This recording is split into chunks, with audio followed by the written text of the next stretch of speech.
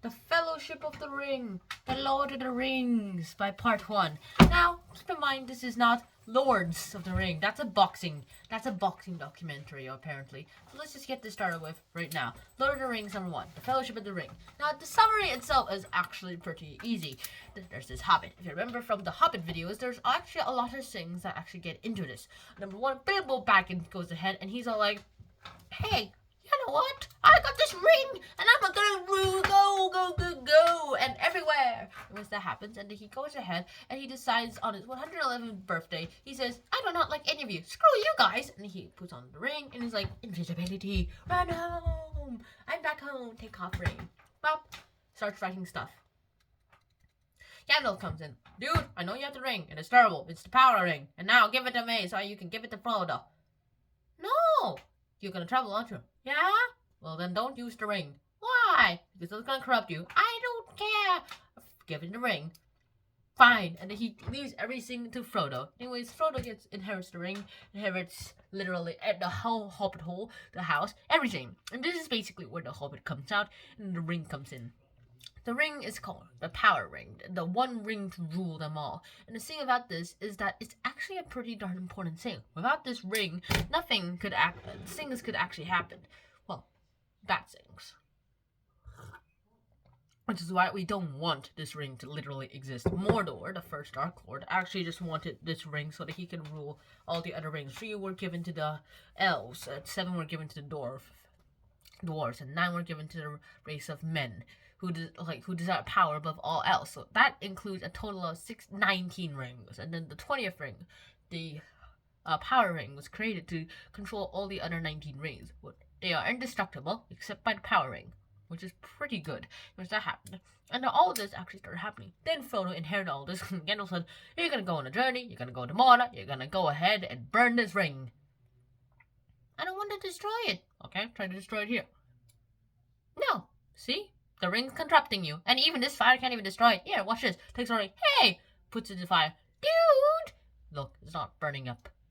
Oh, your fire can't even melt ordinary gold. Oh, well, that's a relief. He takes it out. It instantly cools. Alright, strike it with a hammer. Why? Because. Just do it. No! Apparently later in the movie version we actually see that someone tries to strike you with an axe and the axe deflects, like that scene in Captain America where in Avengers when Thor's all like, you want me to put that Mjolnir? Captain America's like, yes. You repeat, yeah. Captain America's shield, boom, and there's a shockwave. It's basically that, except it's only for the dwarf who tries to break the ring and the ring. The dwarf is Thor and Mjolnir, and the ring is just the vibranium shield.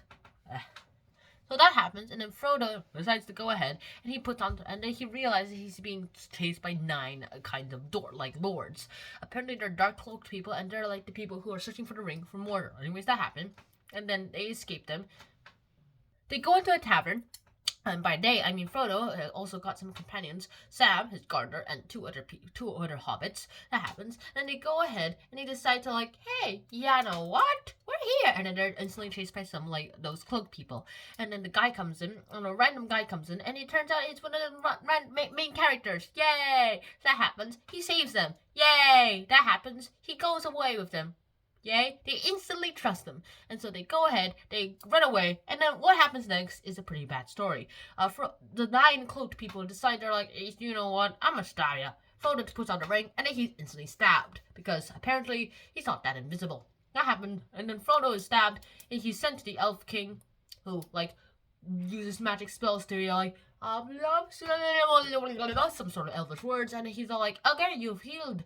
So that happens, Frodo wakes up and realizes, yay! And then the party goes ahead and they go through a bridge. They decide to go to the dwarf home. They go there. Apparently it's abandoned. It's been raided by orcs. Orcs try to attack them. Meanwhile, Gandalf has been betrayed by the High Wizard, the White Wizard apparently, the Wizard of White. And then he's all like, you know what? I'm gonna help Mordor, you idiot. That happens. He throws Gandalf onto a tower, and then a giant eagle. One of Gandalf's giant eagles saves him. Yes, he did not make that up. Anyways, that happened, and then they're all like, yay, Gandalf's here. And Gandalf's like, all right, you shall not pass.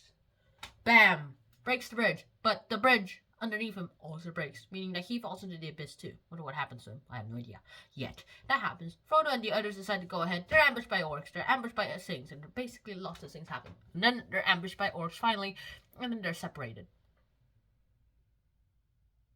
Frodo decides he wants to go solo, but Sam, his gunner, cannot just leave him there. So he's like, "Hey, take me with you!" While the others decide, like, "Hey, Frodo's good on his own. Hey, he has a power ring. Hey, what could go wrong? He's just a hobbit with a bunch of powerful magic." All right, what next? What's gonna happen next? Let's just go find those other 2 hobbits that were kidnapped. Okay, let's go. To be continued. So that's about it. So hopefully you guys actually enjoyed this episode. Hope to see you guys soon. And so until next time, try out, peace, and wear a helmet. Please, please, please, please wear a helmet.